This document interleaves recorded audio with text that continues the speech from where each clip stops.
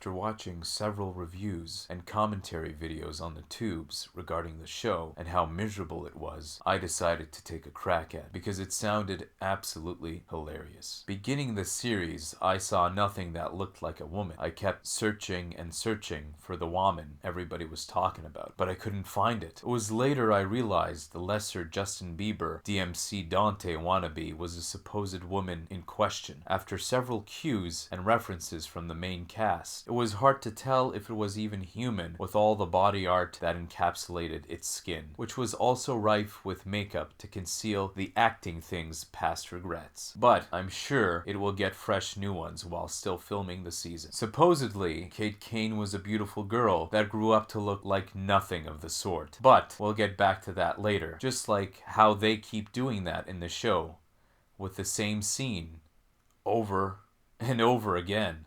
In a flashback, the show opens to a gala commemorating the shutdown of the bat signal. Dinner is included for 10 grand a pop. The camera pans to all the characters, and most of them are, you guessed it, women. None of them are female looking, and none of them are acting feminine. The one girl in her 20s who was acting like a toddler was scolded by an older Asian woman. The older Asian woman was being sarcastic and debonair, like how James Bond would talk to a female. The show is riddled with bad CGI, bats in a cave, bad explosions, and masculine women competing against each other to see who can best manipulate the man. The first woman who manipulates is Alice. She manipulates one of the supposed good guys into doing her bidding, and proceeds to show us that she is doing what the magazines like Cosmopolitan, Vogue, Tsubasa, 17, and Vanity teach women to do. They tell them to use sex as a weapon to control the man and get what they want. Alice indiscriminately flaunts her sexuality around, much like her supposed alphabet soup sister. I can see how she managed to lure that one stooge, but what about the endless amount of lunatics she orders around? How does she manage to attract them and keep them engaged? She did divulge that they had no money, so I guess it is a cult of sorts. A cult of crazy and ugly, where she offers them sexual compensation for their services and obedience. The older woman was being sarcastic and debonair, like how James Bond would talk to a female. She was being deceitful and manipulating her husband by asking one of his trusted subordinates to destroy crucial plot device evidence, so we could see how evil she was and how she controls her husband's colleagues without him around.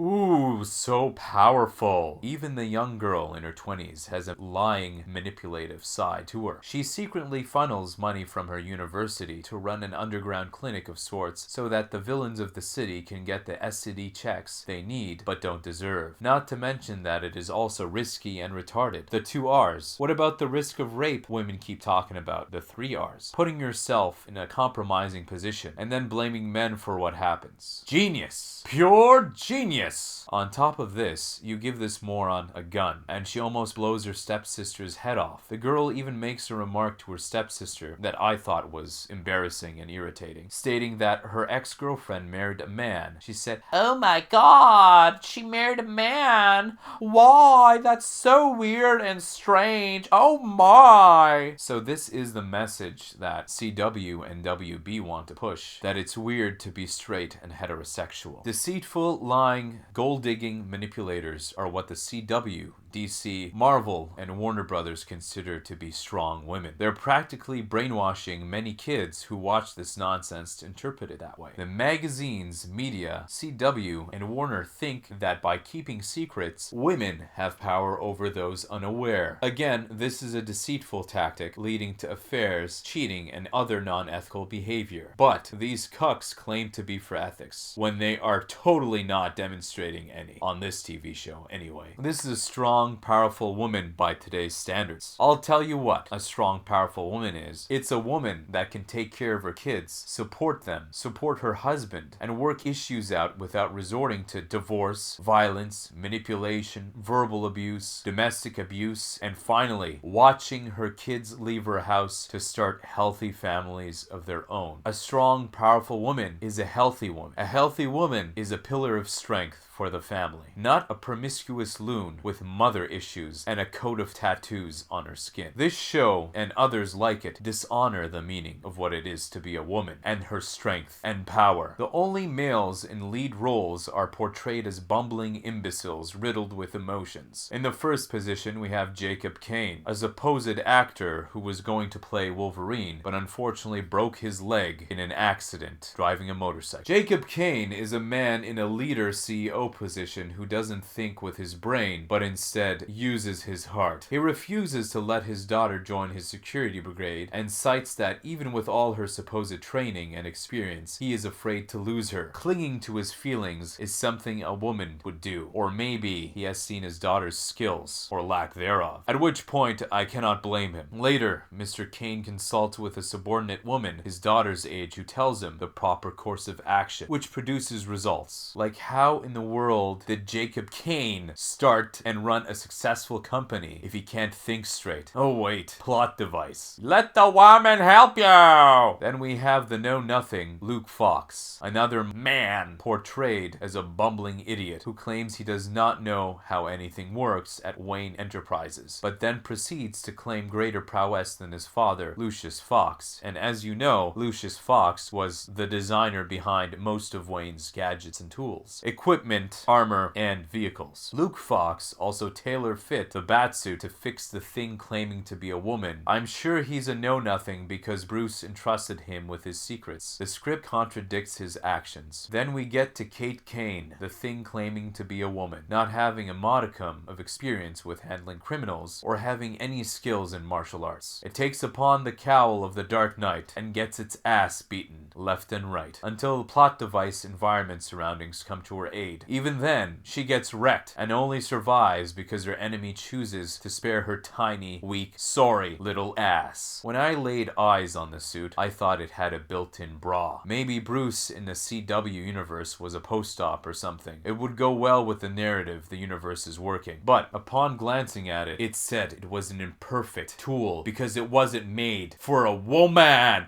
No woman, you can't wear this. It's not good and imperfect. Should be for woman.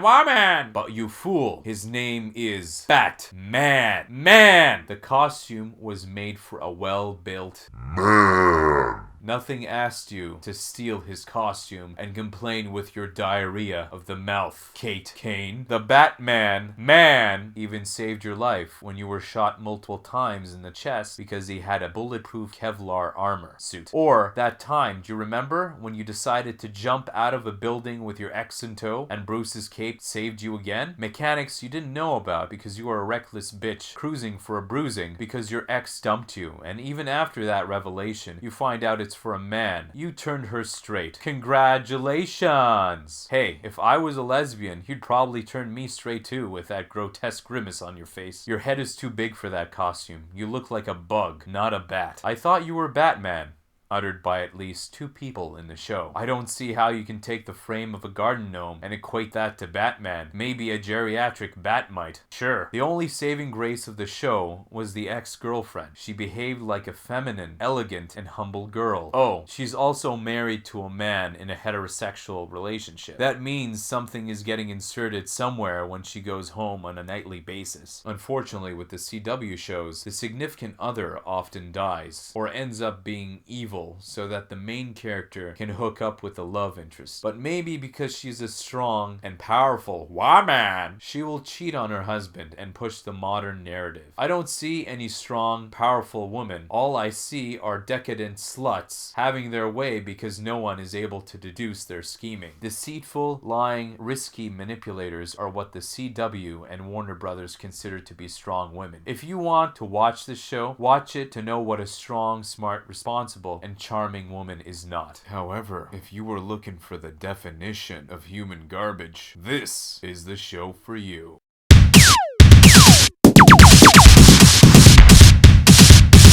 Yes, good day.